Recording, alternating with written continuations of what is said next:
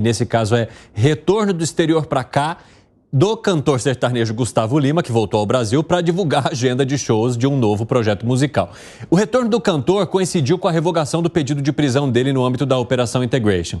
Esse pedido foi revogado ontem, depois de uma decisão da Justiça de Pernambuco. A gente contou para vocês aqui no 3 em 1.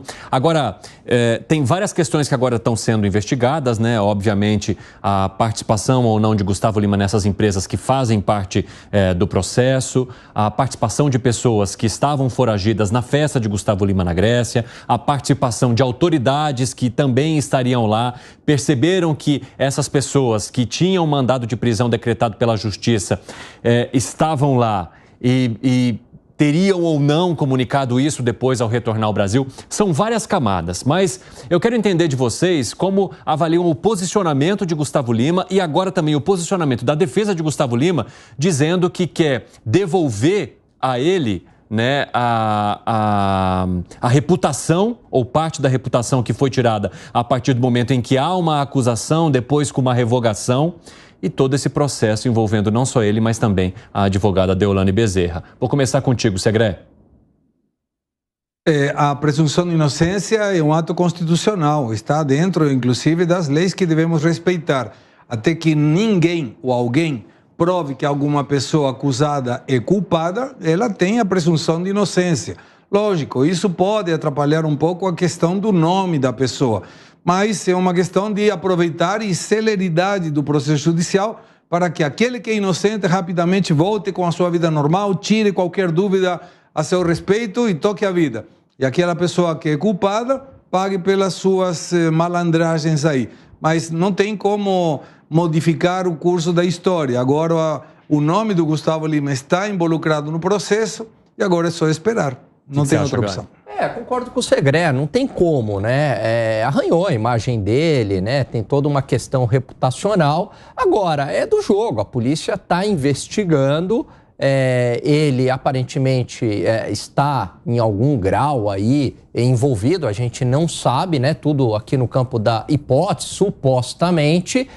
Houve o decreto lá de prisão preventiva, ele pôde recorrer, é assim que a justiça funciona, recorreu à segunda instância e responde aí em liberdade, né, a todas essas investigações. Eu até defendi que no caso dele, entendi que a prisão preventiva era exagerada. Agora, essas questões da justiça e de arranhar a sua imagem é do jogo, não tem muito o que fazer. Agora, ele pode aí se defender, né, de todas essas acusações, ele ainda está no campo da investigação em liberdade. Fala, Piper.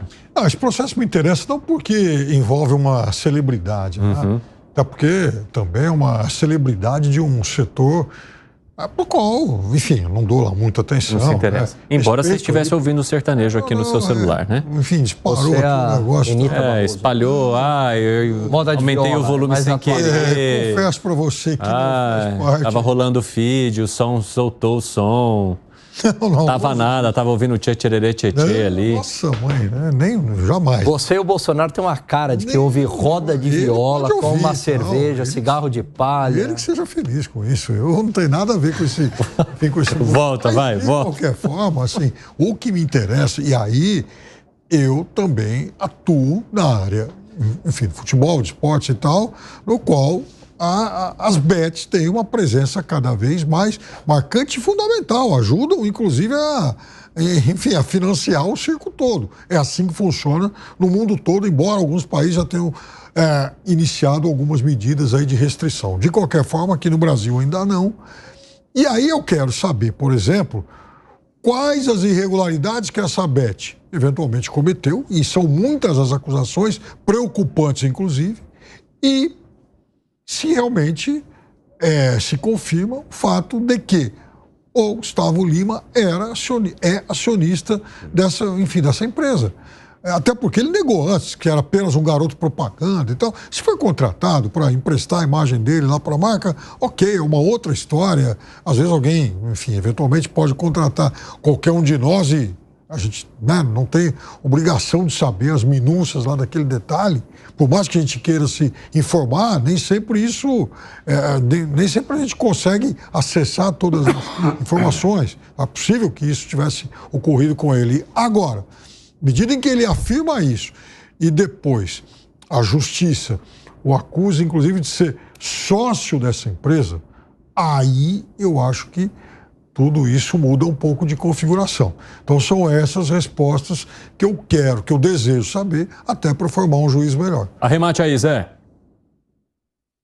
Quando eu estava no Exército, a gente escutava lá, porque no Exército qualquer coisinha a gente ia para cadeia, né? Eu nunca me acostumei com essa ideia de que cadeia é para homem. Não, cadeia é para vagabundo, cadeia é para bandido. Não tem como blindar e nem esconder isso aí. Agora, nesse caso aí, não é uma cadeia de condenação, né? É uma cadeia de prisão preventiva. E não há como limpar ou lavar porque a cadeia foi suspensa, né? O decreto de prisão foi suspenso.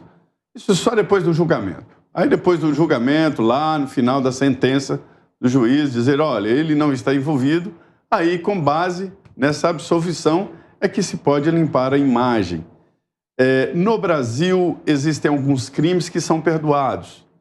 Vamos dizer, por exemplo, o dono de um comércio, ele tem um Código de Defesa do Consumidor que protege o consumidor. O consumidor é hipossuficiente nessa história.